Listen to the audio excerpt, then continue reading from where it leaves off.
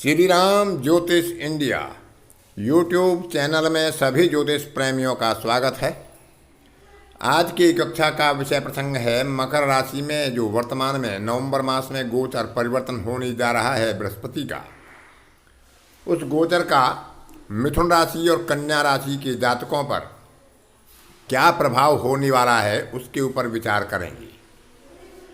मिथुन राशि के लिए यह गोचर सप्तमेश और दशमेश का अष्टम भाव से होने जा रहा है, जिसके लिए बहुत शुभ संकेत नहीं कह सकते, लेकिन फिर भी किसी न किसी क्षेत्र में अवश्य कुछ ना कुछ प्रभाव शुभ क्षेत्र में प्रदान करेगा।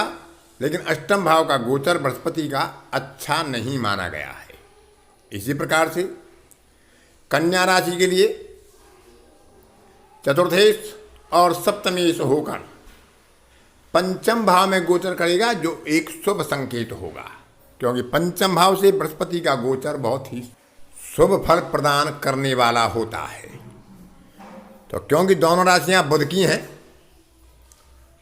और बुध की देवगुरु बृहस्पति से शत्रुता है, तो देवगुरु बृहस्पति का जब मिथुन और कन्या के लिए अष्टम और पंचम भाव से गोचर होता है, तो उसका सामान्य रूप से ज्योतिषीय आधार पर क्या प्रभाव पड़ेगा, इसमें दशा अंतरदशा आदि का विचार भी ग्रहण करने योग्य है।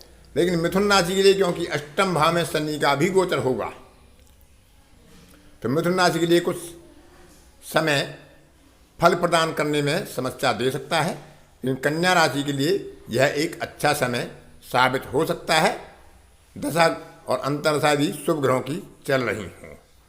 विशेषकर मिथुन राशि के लिए यदि बाधकेश मार्केश की दशा हो तो समय कुछ अधिक कष्टकर हो सकता है, जिसके लिए देवगुरु बृहस्पति के पूजा जप दान आदि करना उचित रहेगा।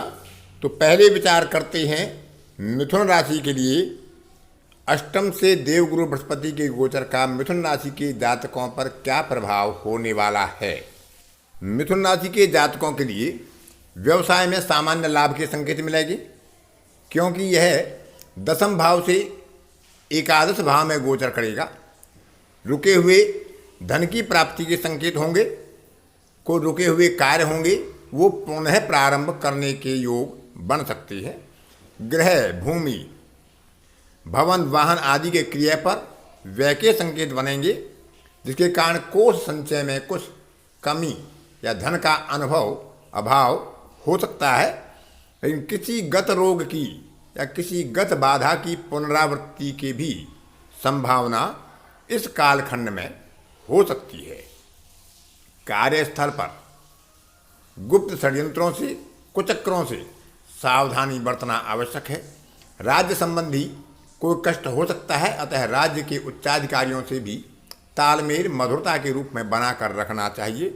उनसे अनावश्यक वैर विरोध करने की आवश्यकता नहीं है। अपयश और मानहानि हो सकती है कार्यस्थल पर या अपने कर्म क्षेत्र में, और कुछ शारीरिक पीड़ा अनावश्यक कष्ट के कारण भी संभव हो सकती है।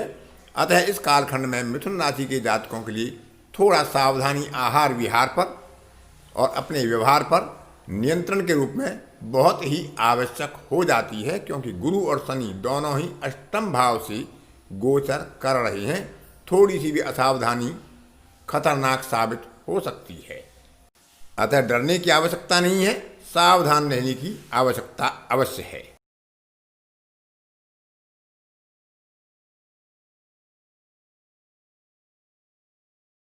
अपने वाणी व्यवहार पर संयम बनाकर रखें। वाणी की कटुता या वाणी व्यवहार में असंयमित भाषा का प्रयोग अपयश या तिरस्कार दिला सकता है अपने कर्म क्षेत्र में, पारिवारिक क्षेत्र में या सामाजिक क्षेत्र में। लंबी यात्राओं के योग बनेंगे, जिनमें कुछ कष्ट की संभावना, व्यय की अधिकता हो सकती है। राज्य पक्ष से थोड़ा सावधानी रखें।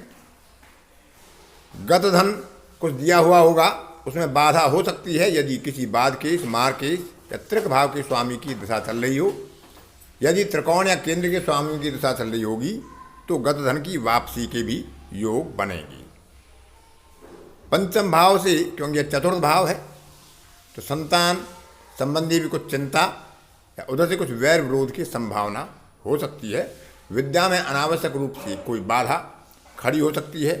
किसी रोग के साथ या शोक के साथ ऐसी कुछ कष्ट हो सकते हैं और अनावश्यक रूप से बंधन भय यदि बाद के मार्ग की शिक्षा चल रही हो तो ऐसी संभावना भी बन सकती है।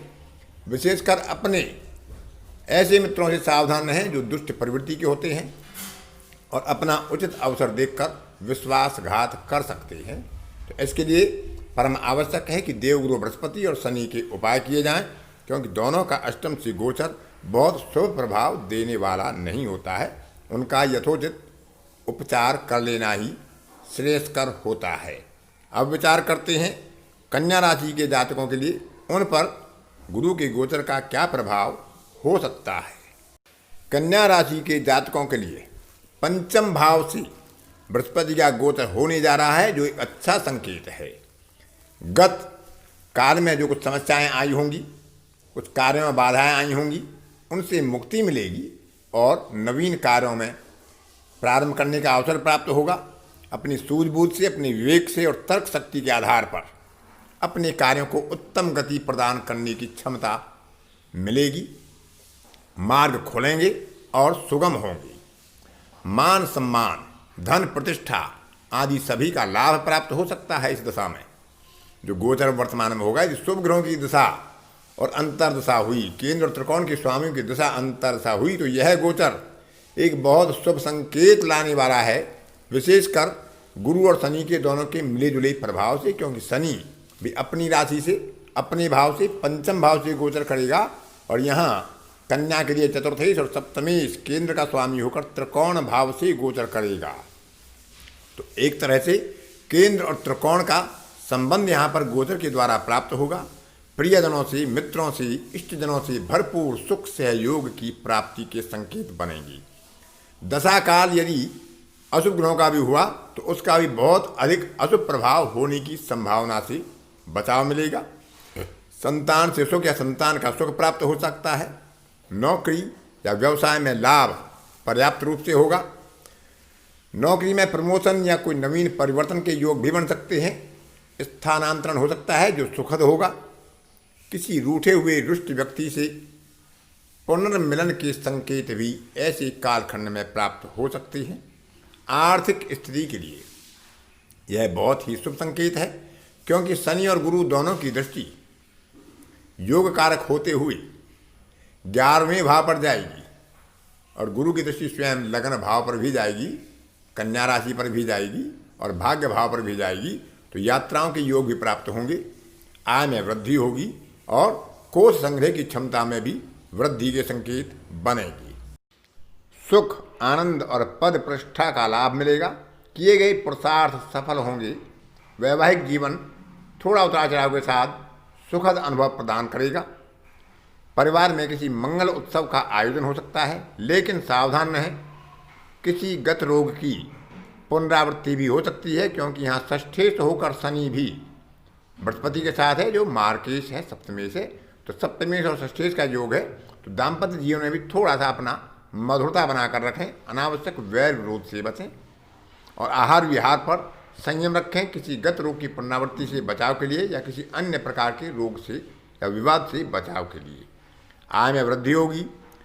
नवम भाव पर क्योंकि गुरु की दृष्टि जाएगी तो लंबी यात्रा के योग बनेंगे। तीर्थ दर्शन के सुख प्राप्त होंगे और किसी अपने उच्चाधिकारी या वरिष्ठ जन के द्वारा कुछ सहयोग या उनकी कृपा प्राप्त होने से कार्यों में एक सुगमता बनी रहेगी। तो इस प्रकार से कन्या राशि वालों के लिए मामूली से कमजोरी के साथ यह गोचर एक अच्छा फल प्रदान करने वाला होगा। लेकिन यदि बाधकेश मार्केश आदि की दशाएं होंगी तो थोड़ा सा कष्ट भी प्रदान कर सकता है, क्योंकि मार्ग भाव के स्वामी और छठे भाव के स्वामी का योग पंचम भाव में होगा। तो आहार विहार पर थोड़ा सा नियंत्रण रखें और देवगुरु बृहस्पति के उपचार करें, मंत्र जप दान आदि करें और अपने से बड़ों का सम्मान करें, माता का, पिता का, गुरुजनों का सम्मान करें।